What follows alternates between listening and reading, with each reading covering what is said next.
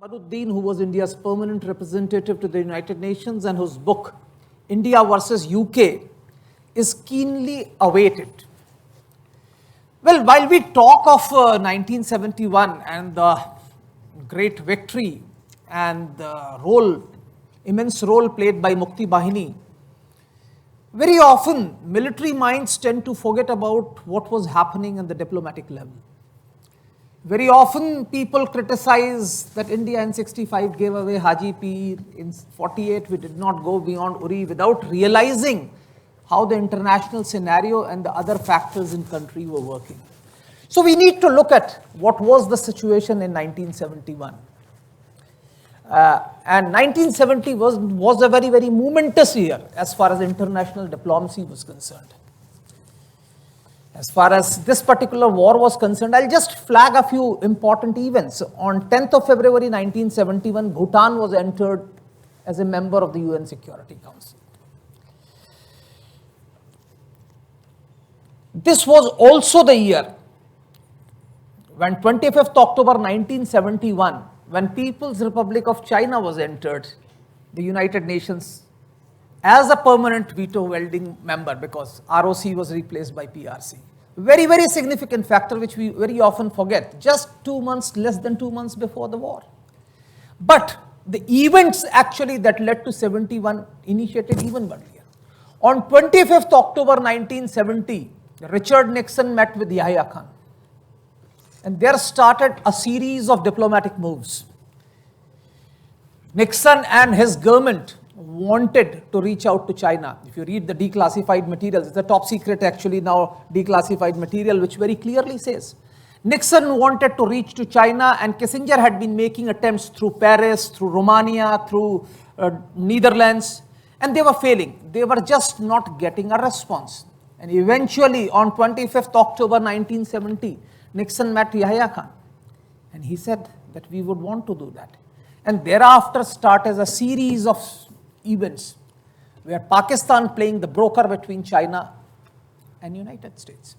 In fact, if you read the records of Yahya Khan at that point of time was less interested in what cyclone Bhola was wreaking havoc in then East Pakistan, where millions were dying because of the cyclone. He was more interested in assigning for himself a role in global history, where he thought he would be remembered by generations to come as someone who actually brought two contending, contrasting ideologies together by way of bringing Richard Nixon and Mao together.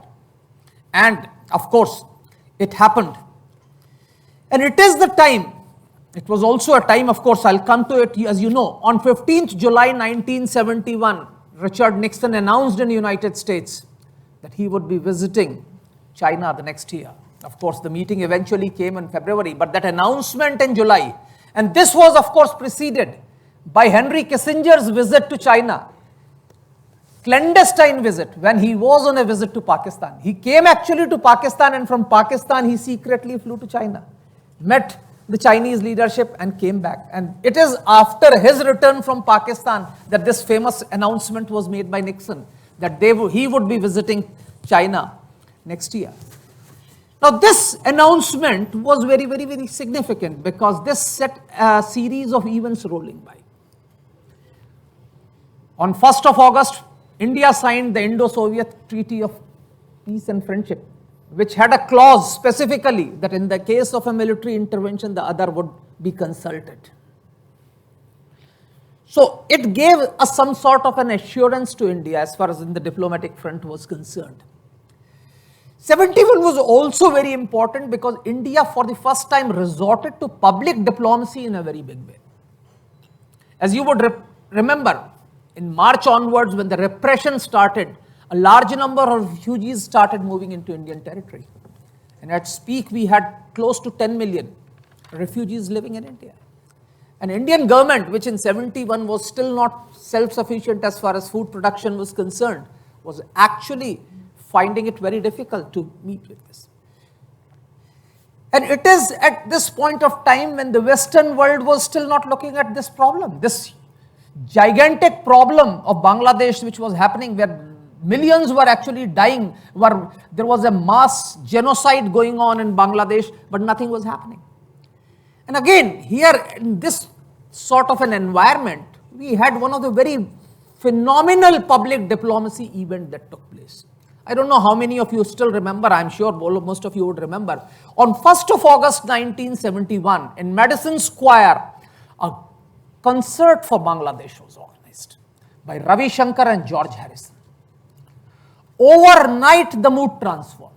The world, which had actually apathy till then for Bangladesh, actually became aware of this huge, momentous humanitarian crisis that was staring them in the face. Although, even after that, when Mrs. Gandhi undertook the visit to Europe and the Western world, the governments were not supportive. But the transformation had taken place. The public movement, the streets were made aware of the massive crisis that was going on in Bangladesh. So we had that major incident. Of course, thereafter, we know what happened November onwards. The United Nations Security Council, the war, Pakistan entered the war when it attacked on 3rd of December.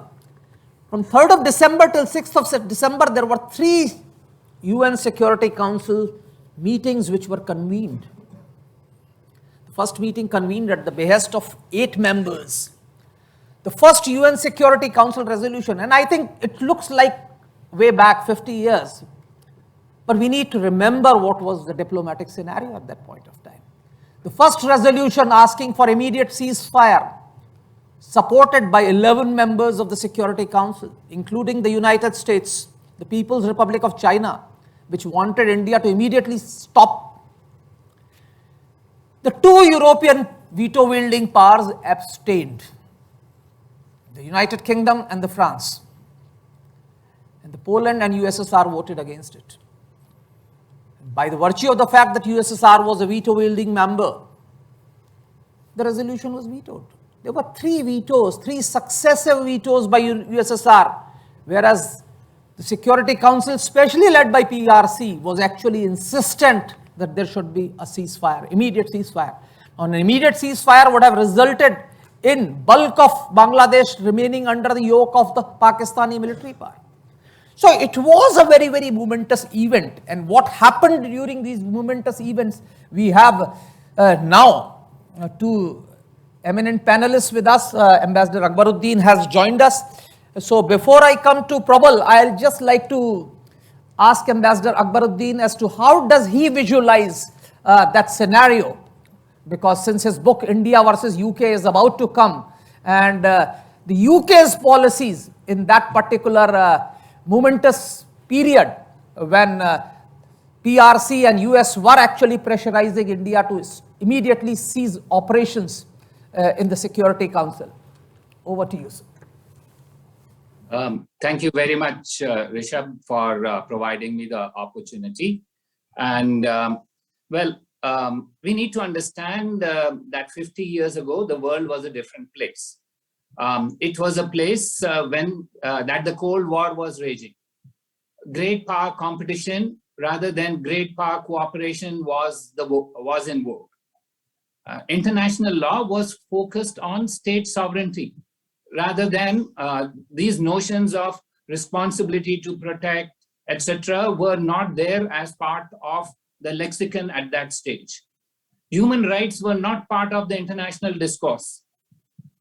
You did mention about public diplomacy. Yes, public diplomacy in the US, as well as media discourse in the US was catching up. But in the rest of the world, there were no satellite channels. There was no social media. So the rest of the world was not as much in tune with what was happening on our borders as we were, or the US media was, because they had tasted blood, so to say, in Vietnam, and they were trying to project stories of a world in disorder and conflict in Bangladesh too. But it did not change the mood of the decision makers in the US. And we know subsequently that despite so much of effort by the US State Department, the views of the Nixon administration and Kissinger were very different because he was playing a different game. and that game was about opening up to China. So ping pong diplomacy was in vogue, and they were focused on that, not on issues of interest to India. You just mentioned about the Security Council and its discussions there.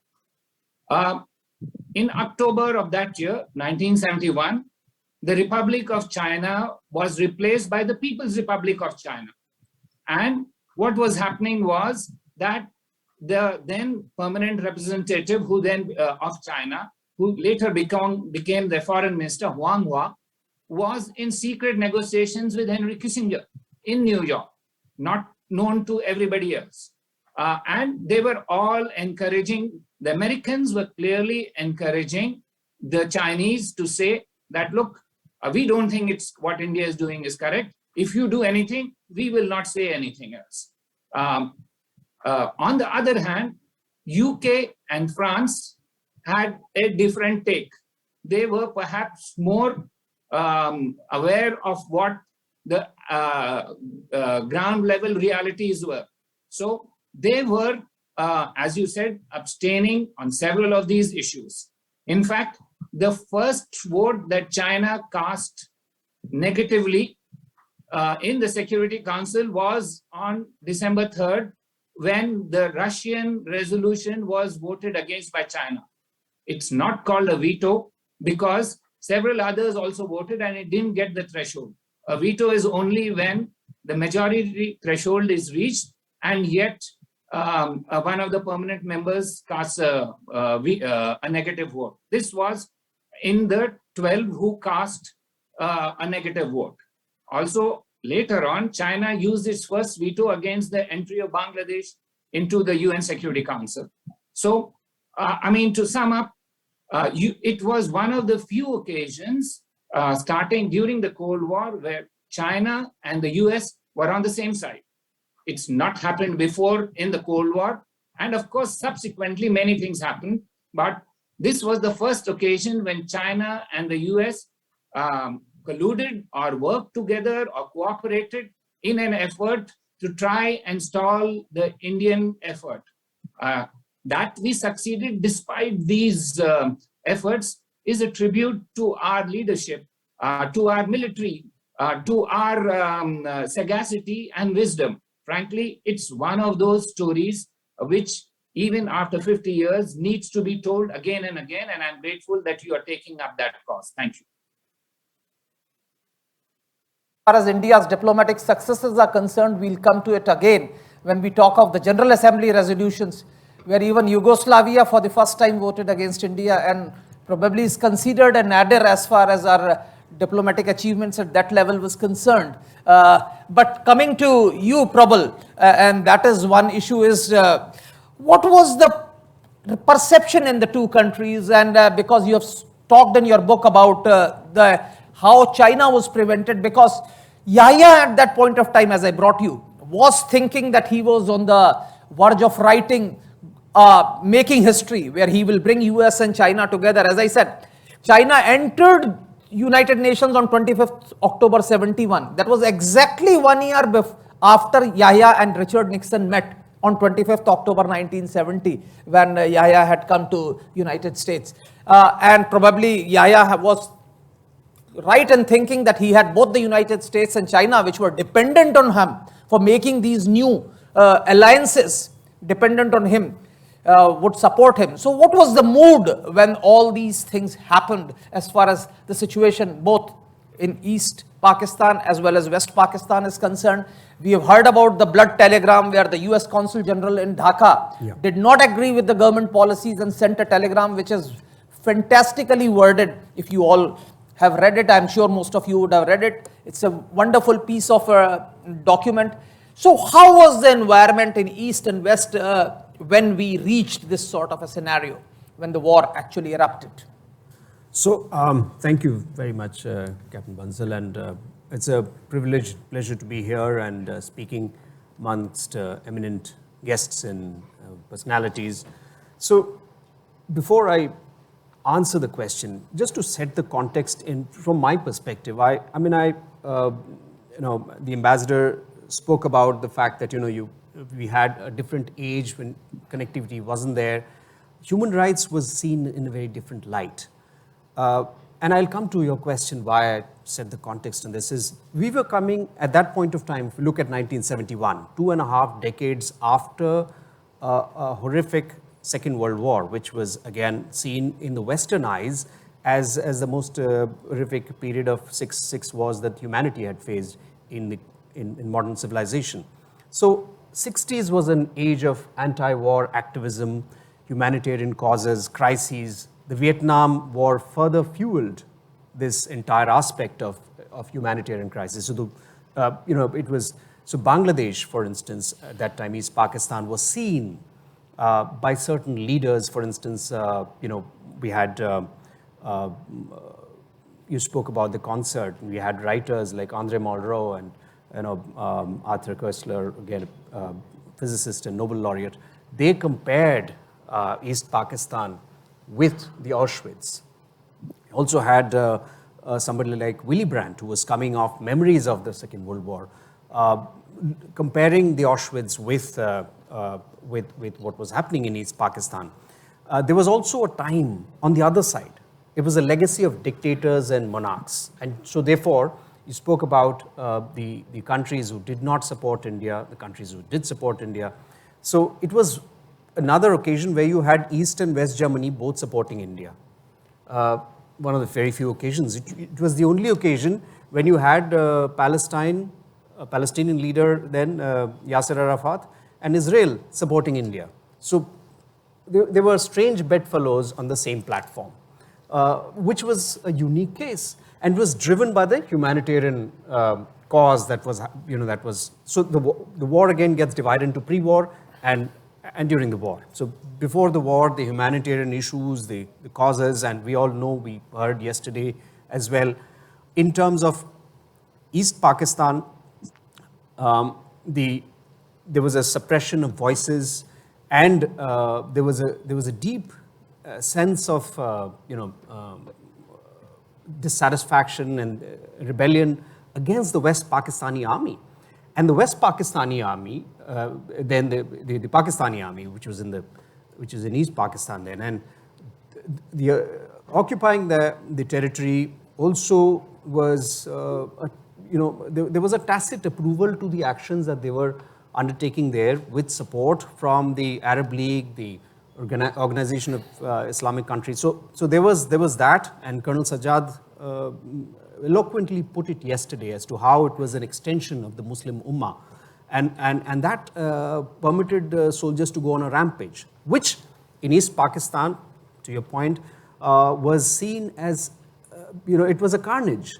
So therefore, the way it was happening in East Pakistan before the elections and post the elections, in the elections that happened in 1970, which was the start of all of this, Sheikh Mujib's party got almost all the seats in East Pakistan, whereas Zulfikar Bhutto's party got about 60 odd seats, and the entire the 1971 action plan was engineered by Zulfikar Ali Bhutto, who was actually backseat driving, so to say, two successive wars, which were led by generals in the Pakistani army.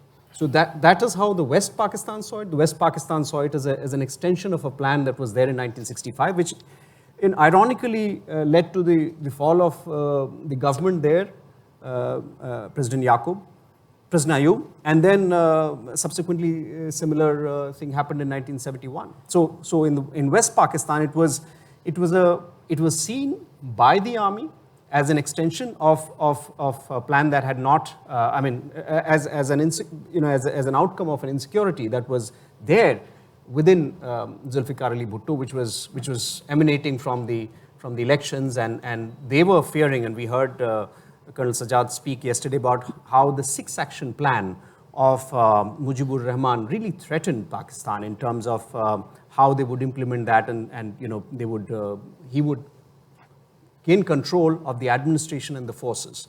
So that was how it was perceived in Pakistan at that point of time. Thank you, Probal. I think lot of important information for all of you to glean over. As I said, I think Bhutto gained about 88 seats, if I'm not wrong, in West Pakistan. Awami League won all seats except 2. I think one was won by the Chakma Raja from CHT and one more seat was there. Bhutto's party did not do well in Baluchistan and NWFP and still won most of the seats in Punjab and Sindh. And Bhutto did not wish that power should go to Mujib and managed to hoodwink Sheikh Mujib as far as this was concerned. As regards your point saying that both East Germany and West Germany supported us is very interesting because India had actually not yet formally recognized East Germany by then. The GDR was recognized in 72, which we established diplomatic relations only post-war. Till then, despite our being firmly with the Soviet bloc, we had not accepted GDR because partition as a principle probably was anathema to India. And that's one of the reasons why on the Palestinian issue also we never supported the partition of that particular country. I'd like to come to you, Ambassador Akbaruddin, and get to you as to how important was this announcement by President Nixon on 15th July 1971, where he said that he would be visiting China next year. Then, of course, coupled with the fact that thereafter the process started of replacing ROC by PRC within the United Nations, that actually led India to tilt towards Soviet Union and eventually come to the Indo-Soviet Treaty of Friendship and Cooperation, because in my recent talks with Ambassador Parthsarthi, he gave me a hint saying that Ambassador Jha was told by Kissinger that, well, you should keep off Pakistan because if you keep doing so, Chinese will come in and we will not be in a position to do anything, which was a tacit hint to India saying that keep off Pakistan. And I think immediately after that, the process started whereby we started banking towards Soviet Union. So how important was this treaty in ensuring support for us, both at the United Nations and probably to some extent in the military front? Because as was brought out in the previous sessions, when USS Enterprise-led task force was moving into Indian Ocean, we had a Soviet submarines and Soviet flotilla following it. So the Cold War, since it was the prevalent dominant theme of international relations, we had for 10 years before that, or more than that, focused on what we call non-alignment, which had certain principles which provided us a greater flexibility in terms of our foreign policy. But when things started happening during Kissinger's visit to India and then to Pakistan, where from there he went to China and sealed the deal, so to say, to have this summit between the US and China in, say, February 1972, it was clear to us that we need to cover our flanks because our friends, the non-aligned, were wedded to principles of sovereignty, non-interference, plus they did not have the wherewithal to come out in support of us because the dominant theme of the 60s was sovereignty, new states, protecting themselves, non-intervention. All these were part of the non-aligned mantra. That we were able to see that, that this would not work for us and need to gain reassurance from another country which may be helpful to us is a choice that we made well in advance of what were the events that followed. And it's a clear signal, sign that we understood balance of power. We understood that in a power equation, we shouldn't just go by public diplomacy, but by harsh realities of diplomacy and real politics. That helped us during subsequent months, whether in the Security Council or elsewhere, is now a fact of history. And At that time, there were many who were not too certain about it. In retrospect, that was the right decision because it strengthened our flanks, it stiffened our backbone, so to say, and ensured that we could stand up and take two big, great powers who were working in concert because we had the support of another one. I think that was very important, but I would also like to ask you as to how was the global response to India's outreach, because India tried to reach out to many countries before the war. Prime Minister Indira Gandhi took so many visits to European countries, Western countries, trying to highlight the sufferings of the people of Bangladesh. Regrettably, what is my perception is that the world, despite streets being with us, the leadership of the Western countries did not really react to India's efforts for help or humanitarian assistance, or to pressurize Pakistan, or to allow the sufferings of the Bangladeshis to come to an end. So how do you see that India's response of this global outreach? How did the countries reacted, and what was the reasons for those countries to react in that particular manner? So you're right that the diplomatic outreach did not yield the results that we were hoping for. But then you need to understand the times. Until 71, we were also saying exactly the same things: non-intervention, please address issues domestically. These are within the sovereign jurisdiction of states, etc., etc. So, frankly, in a way of speaking, we were caught in our own web, because that was the dominant thinking of those times. Also, we need to understand, look at the just a small little comparison. The world, Europe, in the last few years, has a population of about 500 million. India, in 1971, approximately it was the same population. Europe was not willing to take even 3 million refugees. Europe, which is a developed part of the world even then. Yet, all they told us was that India is 500 million, you can manage 10 more million, you are a big country, you can manage it, we will provide some assistance, etc., etc. And yet, look at what they were doing in the last few years. They were paying off Turkey to say, please keep the refugees there, we will pay you, don't allow them to come into Europe because of the domestic issues in Europe. So the reality is that states act according to their interests. As long as issues are far away from their shores, they will not be responsive. When issues come onto their shores, they will exactly do what is needed for the protection of their states. I mean, I remember the times when all of us were paying refugee relief taxes or cesses. We used to pay, if you go to put up, and that time post was the most common form of communication. So every time I wrote a letter, we used to put a 5 paise stamp for refugee relief. When we went to fill in petrol, there was a cess for refugee relief. When we went to see films, there was a small little cess paid for refugee relief. And that's how a country which was at that stage extremely economically insufficient stood up, because we felt, no, it was our duty to do that, because we were still not thinking of war at that time. This was in May, June, etc., June, July, and all of us shared the burden. That burden sharing made us much more united and willing to take on the world. So frankly, let's be clear that states will act in their interest.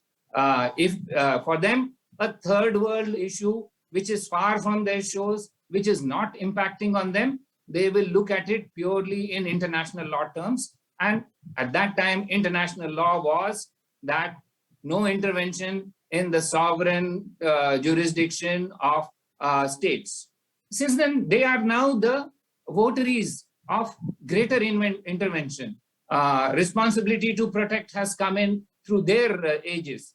So, I mean, but we need to understand those were different times. And if we plug in the approach that we have now to those, it wouldn't be fair to us and say, well, you know, Indian diplomacy couldn't work. It couldn't work at a time because the world was different, but it also ensured that the Indian military had a unstoppable path to the fall of Dhaka. So that's the primary requirement, and that succeeded. Ambassador, I think there is no doubt. I think everybody in the audience would remember that times when we sent a postcard or an inland letter or an envelope, you had to put that refugee relief stamp or the cess, which we had to do, I think, going for movies, etc. Coming to you, Probal, I think China was the looming threat. In fact, a narrative that floats around is that then General Manekshaw told Mrs. Gandhi that this is not the time to go to war, and he delayed it, in fact, and one of the reasons was the Chinese inability to interfere in any significant manner during December. But how was it tackled diplomatically, if it was also besides this particular issue? So I'd like to know, China was a looming threat, and how was its threat handled as far as this particular period was concerned? Yeah, thank you. Before I answer the question, just to add to what the ambassador said, and you mentioned, you spoke about the fact that, you know, India had the support of the streets, but no support from the countries. I must add that, you know, it was a support of the streets. The streets had no name. Just to add to one of the bands that you mentioned about the rock concert, of course, they were not there, but that's how it was. It was the support of the streets, but not of the states. The ambassador spoke about the states having acted according to their own interests, which is true, because if you look at, I mean, just to extend what I mentioned earlier about how the legacy actually imposed its imprint on the actions. You had dictatorial states for whom it was all right that, you know, this was happening in East Pakistan. So one of the two states in Europe who had tacitly opposed India. One was Franco in Spain, again a dictator, and you had Italy.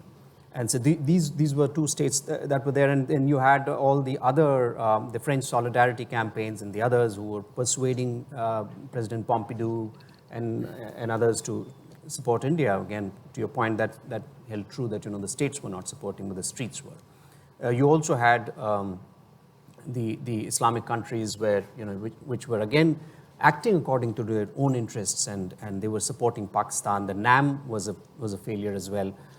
So as the state supported or acted according to their interests, India found very few takers.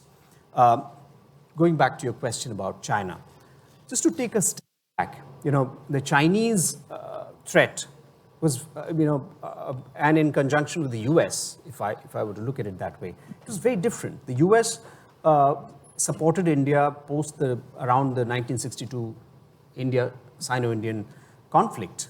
In 65, President Johnson stayed neutral, and the Soviets virtually sort of, you know, they had a much more bigger influence in the India-Pakistan war. In 1971, the US had changed and provided a third dimension, a third kind of a position in three conflicts across the decade, and this time they were supporting China. The Chinese had, to give you a little background, the Chinese had suffered reverses in 1967 against India, 1969 against the Soviets twice. We talk about the Soviet inflicting defeat on China along the banks of the river Ussuri. But it was also thereafter, there was another battle along Xinjiang, where again the Chinese lost a brigade, an entire brigade was wiped out. So this led to deep insecurity as far as Mao Zedong was concerned. And he had, during the Cultural Revolution, he had unleashed the Red Guards on the party, the government. It also led to so he wanted to move people from Beijing outside the city, and also, put the PLA on red alert. and move about 1 million men, 1,000 aircrafts, and 800 naval vessels. And Lin Biao, who was a defense minister, he became extremely powerful. And thereafter, what happened was again a typical Mao, that he got insecure of Lin Biao, and there was he implicated his son, Lin Biao's son, in a plot to assassinate Mao. And Lin Biao wanted to, flee China. His aircraft crashed over Mongolia, and Mao is said to have said, birds will fly, girls will get married, something's about to happen, and his plane crashed. So those are again from several books and accounts. But in India, as far as diplomacy was concerned, this was followed as well. I mean, you had Mr. Brijesh Mishra was there in Beijing, these were the first rumblings of Chinese whether it was lack of interest or lack of intent. But at the diplomatic level, that was read quite clearly by Brijesh Mishra. And during the Prime Minister's visit to Germany, he actually sent a telegram note to Mrs. Gandhi saying that the Chinese are unlikely to interfere in the case of an India-Pakistan war. This was somewhere around, I think August, September, don't remember the month. But that is when India got a first hint of the fact that Chinese are unlikely to interfere in an India-Pakistan war. Nevertheless, in August, and the ambassador you spoke about Mr. L.K. Jha, bringing back this news from Henry Kissinger saying that, look, we cannot help it if China interferes. So we went and signed the Indo-Soviet Treaty. That happened on the side.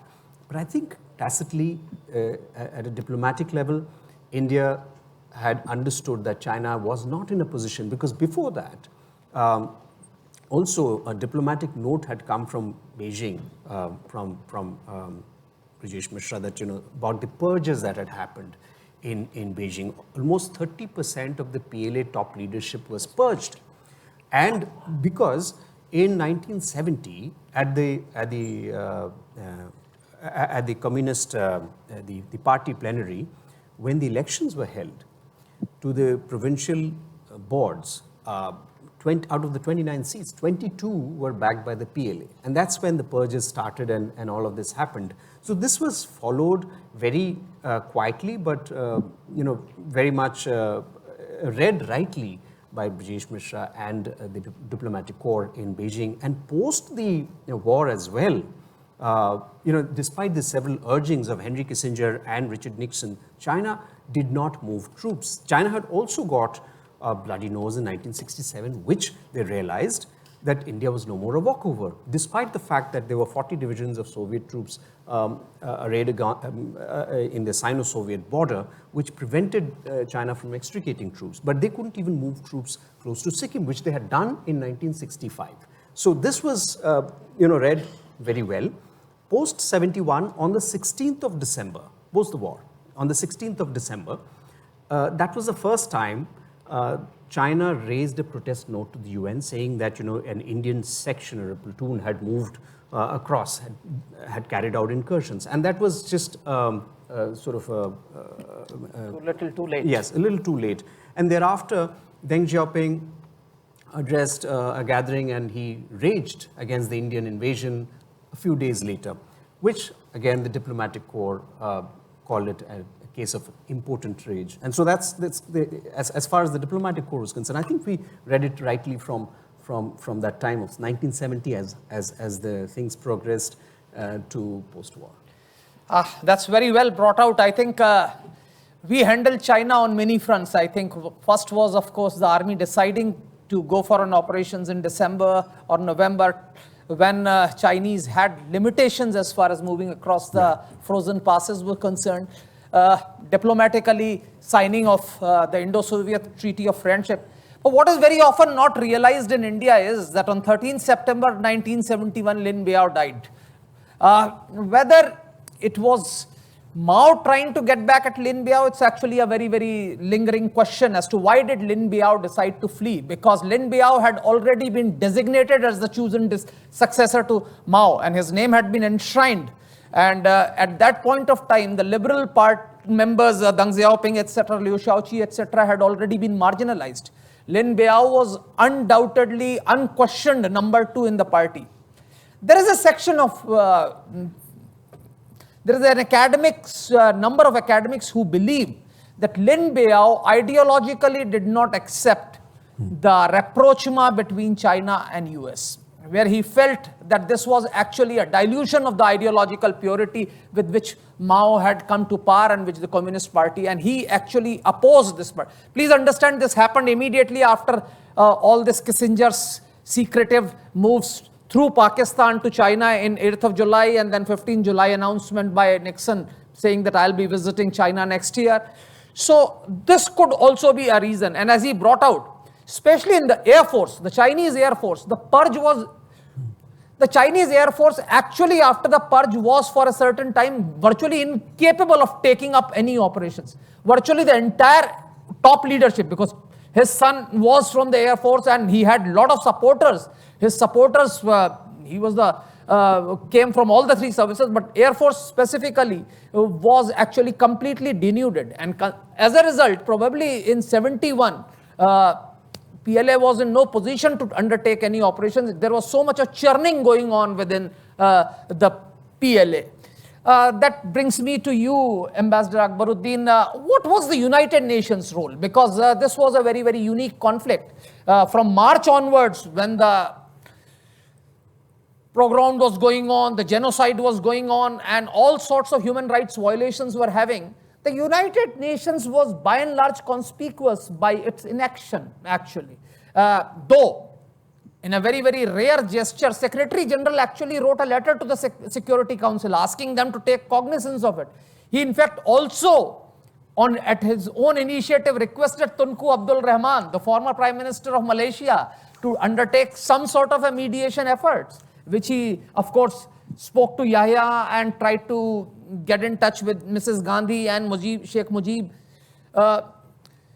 So what was the UN role? Of course, one important UN role was that UN actually made it very clear, and I think a lot of people informed Pakistani authorities that Sheikh Mujib should not be harmed. I think to that extent, I think we must give the credit to UN, because Sheikh Mujib was arrested immediately after that March declaration of independence, and I think it was the international pressure which prevented a brutal military regime from harming him or eliminating him. So to that extent, I think United Nations did play a role. But otherwise, what was the role that was played by United Nations in resolving this conflict or to ameliorating the sufferings of the people in Bangladesh? So let's take a step back and look at the 2 main protagonists. On the one hand, it was Pakistan, which didn't want a role for anybody else, arguing that this is an internal matter. On the other hand, there is India, which is wary of UN role because of our experience in the past. So let's not forget that we also, as a country, did not want engagement of international bodies because we were concerned at how our past experience had shaped out. So let's keep that in mind, that both the main protagonists did not want. We had calculated we will address this outside, as has been our philosophy since then. We haven't changed that philosophy primarily. And the Pakistanis didn't want any intervention. So therefore, when some of the UN bodies, for example, the Commission on Elimination of Racial Discrimination, they had a subcommittee. When these were being discussed, the NGOs were, as was said by Probal, since the streets were in support of what was happening, the NGOs were speaking up. But Pakistan was stopping them, but India was not engaged because we did not want that forum to be used because our diplomatic pathway was separate. You then write also that on July 20th, the Secretary General actually in a veiled not in a mail, but in a communication, actually invoked what's called Article 99. Article 99 of the UN Charter provides him the authority to bring a issue which can impact on global peace and security to the attention of the Security Council. And that's the maximum that the Security Secretary General can do. He wrote that, but just look at what was happening in July. Kissinger and the Chinese were having secret talks. So where is this going to come to any successful outcome? Therefore, that letter was never addressed.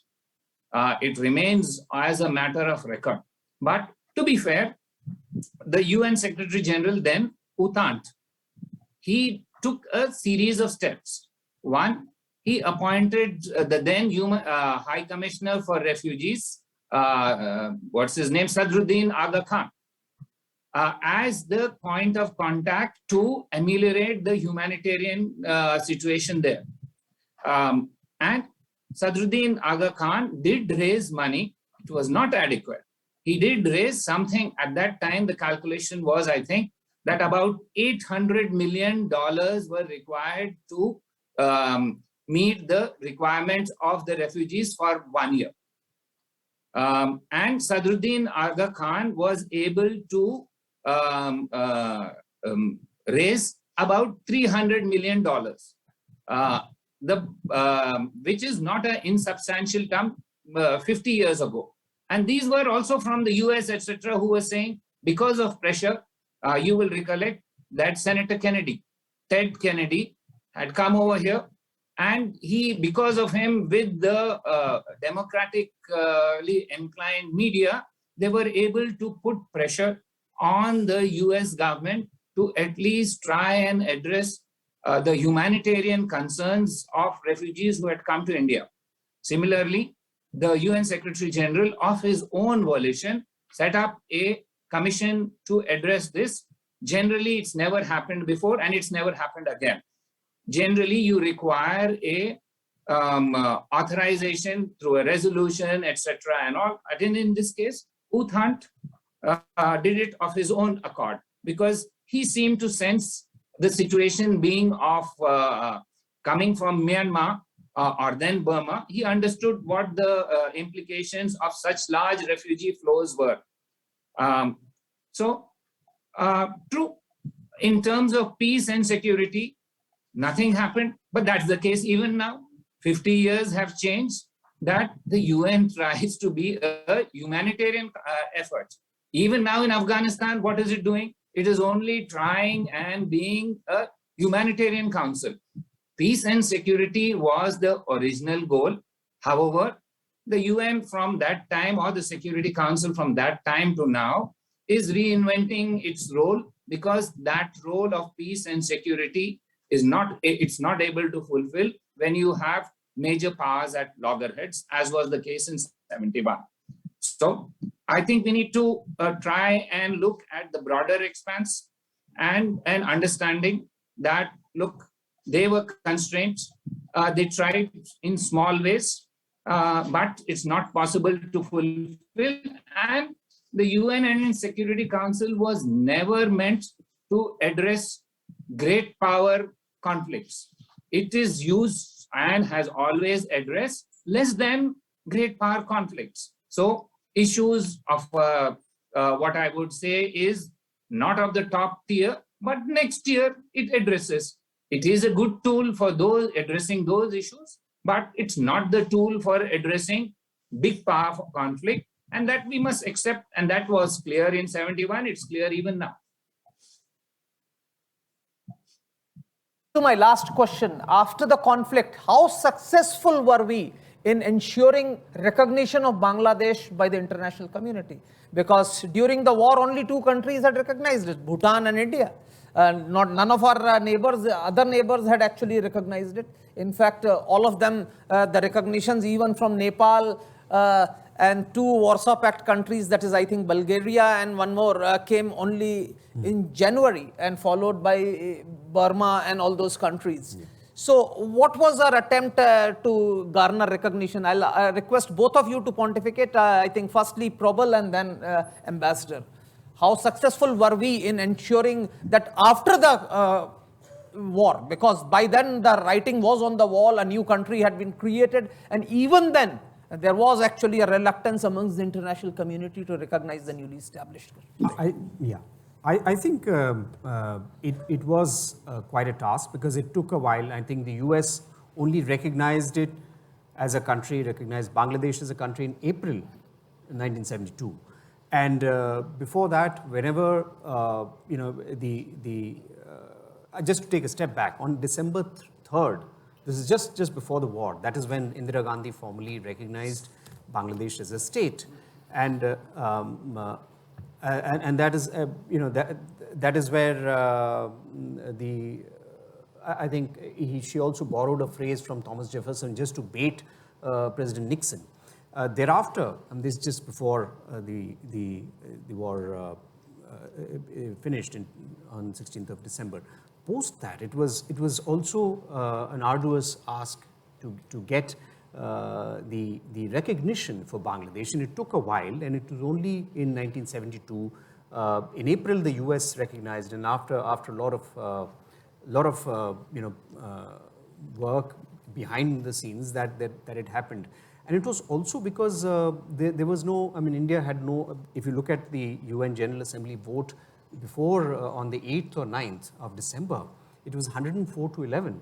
And only 11 countries voted in favor of India because they all felt that it was, that it was an invasion. They were actually blindsiding all the humanitarian issues, the crimes done by the Pakistani soldiers in Bangladesh and in East Pakistan at that point of time. So when that happened, and certain states only voted for India at that point of time, and even after that, this was the Soviet Union, the Eastern Bloc states, and Bhutan, which prompted President Nixon to say, Bhutan, is it even a country? That was a kind of, and the ambassador spoke about how it was, perceived at that point of time. And I think, I'm not sure how the UN had enough teeth in terms of the countries voting or, in favor of creation of a new state. So I think that was the challenge that started from the time of the war and continued beyond as well. Yes, Ambassador, I think what he has said is, I'd like a response from you. I think that 104-11 vote in UN General Assembly is, of course, considered as the nadir as far as India's foreign policy is concerned, because even Yugoslavia, which till then was considered as one of the key founders of NAM and had actually been associated with us, its voting record has been more or less similar to that of ours, voted against us. So how do you realize that particular aspect? And of course, after the war, why was there a reluctance amongst the countries to even recognize Bangladesh after the war, even when the writing was on the wall? So let's start before the war. On December 3rd, the then Soviet Ambassador Malik, tried to bring in a representative of Bangladesh to the Security Council. And the letter that was written by this representative was that he represented the government of Bangladesh. And immediately it was objected by all the others in the Security Council. We're leaving the General Assembly out, and I'll come to that in a while. But the Security Council members felt there was no Bangladesh as a country at that stage. And so then they tried and revised it to see, can we make it the Bengal nation? Just to get a representative in to speak. Because generally when parties to the conflict are there, they give opportunities for everybody to speak. However, legally, it was not possible because they said there is no such thing as Bengal nation, etc. and all. So the representatives of Bangladesh actually were sitting in the visitors gallery, listening to the debates. Now, that's one area. So that was December 3rd. Now, after that, after 16th of December, everybody knew that it's a fait accompli, they have to adjust. And slowly but certainly, many countries joined the bandwagon. However, the rules of admission in the UN are different. the rules of admission of becoming a member of the UN start off by a recommendation from the Security Council, not the General Assembly.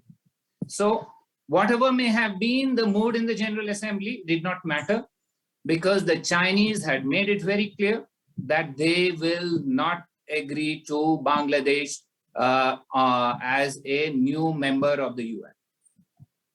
Even in August of 72, when we pushed the thing to a vote in the Security Council, the Chinese vetoed. This was the first of Chinese vetoes ever in the history of Chinese diplomacy, and I mean the People's Republic of China, not the Republic of China. So the Chinese blocked admission of Bangladesh, arguing that, for example, they had 2 or 3 arguments made. One, that all the soldiers, prisoners of war should be repatriated. Number 2, they said that Bangladesh wanted to try some of them. I think first they had 1,500 they had listed, then they brought it down to 165. And the Chinese said no. Under the Geneva Convention, at that time, they were all Pakistani nationals. So therefore, only Pakistan can try them. There was no ICC or anything. So let's again understand where we were in historical terms. If there was ICC, perhaps they would have been tried under the International Criminal Code, and like several others, been sentenced in various formats. However, in 1971, there was no such thing. And the Chinese blocked Bangladesh entry because without a recommendation from the Security Council, the General Assembly can't vote. So even though the numbers in the General Assembly had swelled by August next year, the Chinese blocked that discussion until much later, when there was some give and take between Bangladesh, Pakistan, and India on various issues, and that led to the opening up for Bangladesh to join as a member of the UN. So let's not forget, today the Chinese talk of being great friends of Bangladesh, but history is witness to what the Chinese have done both during the war and after the war for more than a year. They did not allow Bangladesh to take its legitimate place in the Committee of Nations. And let's not forget this, and I hope our friends across the border to remember that who was speaking in support of them, who shed blood, toil, and much more resources, and who today masquerades as their friends. So the General Assembly is a different thing. The General Assembly resolution, frankly, we need to understand that we need to expend resources and energy only on things that we think are important. If there is a General Assembly resolution which means nothing, it's all right. Let them do it. We will go ahead with doing it. So let's not look at it. Our diplomacy was effective in the Security Council where it mattered. What happens in the General Assembly on a declaratory resolution means nothing. So I don't think we need to look at it in that manner. Sometimes we look at it on the reverse and say, oh, the General Assembly is important, like I did in the ICJ. Everybody thought the Security Council is important. I found that the General Assembly was more important in those areas. So we focused. We were repeatedly losing in the General Assembly, in the Security Council. It didn't make a change. I was not interested in the General Security Council. We were interested in winning in the General Assembly. So we must have horses for courses. We must look at the path that leads us best in our diplomatic pursuits. And I think on that occasion, we chose the right path and we were successful. Sir, I think that's very, very important, and I think people here must understand how Security Council and General Assembly are relevant in different issues. It's been a very interesting session, and we could have gone on and on, but I can see the organizers already nudging me from the side. So with that, I'd like to bring this session to an end. Thank you very much.